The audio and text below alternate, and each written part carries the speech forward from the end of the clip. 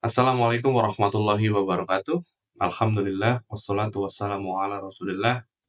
Alhamdulillah segala puji bagi Allah Subhanahu wa taala yang telah memberikan kita nikmat iman, nikmat Islam, nikmat kesehatan dan kesempatan bagi kita untuk terus belajar dan berkembang. Salawat serta salam kita haturkan kepada junjungan kita Nabi Muhammad sallallahu alaihi wasallam. Kita masih dalam kajian kitab Bait-Bait Go. Pada kesempatan kali ini, kita akan membahas satu topik yang menarik, yaitu 5 teknik utama untuk meningkatkan performa API. Tujuan dari kita mengenal ini tentu saja untuk meningkatkan performa API, karena API itu sendiri adalah penghubung utama antara aplikasi dengan pengguna. Ya, dengan API yang optimal, kita bisa menghadirkan juga layanan yang cepat, yang efisien dan memuaskan. Baik, kita langsung ke bahasannya. Ini adalah satu infografik yang sudah disiapkan oleh Bait-Bait Go. Kita lihat ada 5 cara untuk nge-improve API performance. Kita bahas yang pertama adalah pagination, ya. Apa itu pagination? Ya, jadi pagination ini sebuah teknik yang dipakai untuk membagi data yang besar, terutama ya data yang besar menjadi beberapa halaman yang lebih kecil, sehingga sistem nggak harus ngeproses semua data sekaligus. Kalau kita lihat di sini, kalau kita lihat di sini ada request data ke service, ya, dari result-nya kita balikin page 1, page 2, page 3. Mungkin teman-teman sudah tidak asing dengan ini ya. Manfaatnya apa? Manfaatnya adalah mengurangi beban pada server dan mempercepat waktu respons. Oke. Nah, ini kalau kita punya respons yang besar dan kita nggak nerapin pagination, akibatnya API-nya ini bisa lambat, ya, karena dia akan ngirim semua datanya, terus beban servernya juga nambah, jadi lama ya, jadi orang nggak trust lagi dengan aplikasi kita. Oke. Dan pagination sendiri juga punya teknik-teknik ya, teknik pagination yang baik. Kalau kita pagination dengan baik, kita bisa mempercepat API kita. Tapi kalau pagination kita buruk, di awal kita bisa cepat, di akhir-akhir kita bisa lambat.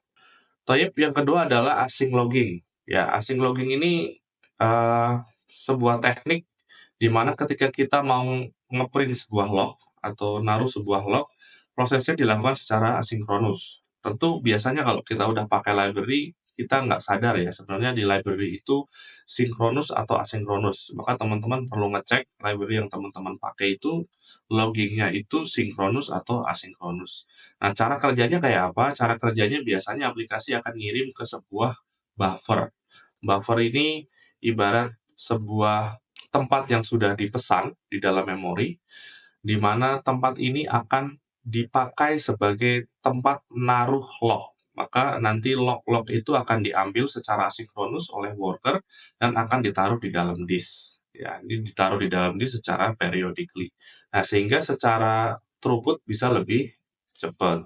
Kalau kita nggak pakai, ini apa yang terjadi? Yang terjadi adalah kalau misal kita nge-log sesuatu yang besar, ini akan memperlambat aplikasi. Nah, bisa jadi server juga sibuk hanya untuk ngurusin logging, CPU-nya bisa naik ya. Terus bisa jadi data log-nya hilang gara-gara buffernya penuh. Nah, ini manfaatnya dari async logging. Yang ketiga adalah caching. Nah, caching ini kalau belum paham teman-teman tentang caching ini adalah penyimpanan tapi sementara ya. Yang kalau biasanya kita nyimpan itu di dalam disk, yang kita nyimpan itu di dalam hard disk atau di dalam SSD gitu ya, physical disk, kita akan simpan ini di dalam RAM ya. Nah, manfaatnya apa?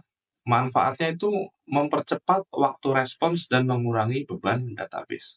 Kalau kita lihat di sini, ini klien ya. Klien itu call ke service, ya dia akan cek dulu di dalam cache. Di sini kita lihat adalah logonya Redis ya. Kalau di dalam Redis ini nggak ada, maka dia akan ambil dari database. Ketika udah ambil dari database, dia bisa taruh lagi di Redis dan balikin ke user. Nanti kalau ada pemanggilan yang kedua, maka si case ini sudah akan ada di sini ya. Nggak perlu ngambil ke database lagi, maka karena dia dari RAM dan itu cepat sekali. Teknik caching sendiri juga perlu diperdalam lagi. Kita akan coba bahas teknik caching di beberapa video selanjutnya.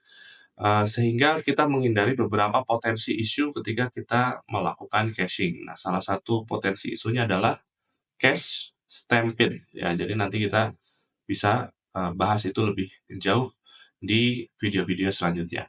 Yang keempat, kita punya payload compression. Nah, apa sih payload compression? Tentunya ketika kita ngelakuin request atau mendapatkan respons, objek yang kita bawa, kita sebut namanya payload, itu mempengaruhi waktu tempuh ya, tersebut namanya latensi dari klien menuju ke server. Semakin kecil, maka akan semakin cepat juga. Tentunya kalau kita ngirim sesuatu yang gede, akan lama ya. Kita download sesuatu yang besar juga lama. Maka di sini dilakukan kompres. Tujuannya apa? Tujuannya adalah menghemat bandwidth dan mempercepat pengiriman data. Kenapa ini kalau nggak dilakuin? Kenapa ya? Jelas secara penggunaan data lebih besar, transfernya juga lebih lama, bandwidth-nya juga kepake semua, biaya juga naik. Pengguna mobile yang mungkin tidak terlalu mendapatkan akses terhadap internet cepat juga akan lebih lambat untuk mendapatkan respons gitu ya. Ini payload compression. Nah, yang terakhir ini adalah connection pool. Nah, connection pool yang digambarkan di sini itu untuk menuju ke database. Apa sih connection pool? Jadi, ketika aplikasi ingin connect ke database, dia perlu membuat yang namanya connection. Connection ini lumayan berat ketika di-initiate dan makan waktu. Dan kalau setiap query kita initiate connection ke dalam database, maka sebagian waktunya itu akan sia-sia atau terbuang ya. Untuk effort untuk open dan close connection ini juga lumayan, sehingga daripada kita open dan close setiap kita query ke database, kita udah define dulu connection-nya. Connection kita punya misal 20 connection yang sudah otomatis terconnect dengan database. Sehingga begitu ada query masuk, query-nya akan di-handle oleh connection yang sudah jalan tadi. Ya, jadi dia tinggal ngelakuin query ke dalam database atau ngelakuin operation ke dalam database tanpa harus open dan close connection ke database. Manfaatnya apa? Manfaatnya yang jelas mengurangi overhead koreksi dan menjaga stabilitas aplikasi. Kalau nggak dilakuin apa? Ya kalau kita nggak lakuin ya servernya jadi lambat karena setiap kita query atau operation ke dalam database kita harus buka tutup koneksi baru. Ya, aplikasinya jadi kurang scale. Jadi yang harusnya dia bisa menangani banyak request karena dia harus open close terus dan itu mahal secara operasi, maka kapasitas dari aplikasi itu jadi menurun ya. Demikian ini 5 teknik utama yang dipakai oleh Byte.go untuk meningkatkan performa API. Semoga ilmu ini bermanfaat dalam pekerjaan kita, sehingga sistem yang kita bangun lebih stabil, lebih efisien, dan juga lebih memuaskan buat pengguna kita. Jangan lupa untuk terus meningkatkan pengetahuan kita dan keterampilan kita, karena teknologi juga terus berkembang setiap hari. Mari kita tutup dengan doa kafaratul majelis. Subhanakallahumma wa bihamdika asyhadu an la ilaha illa anta astaghfiruka wa atubu ilaik. Wassalamualaikum warahmatullahi wabarakatuh.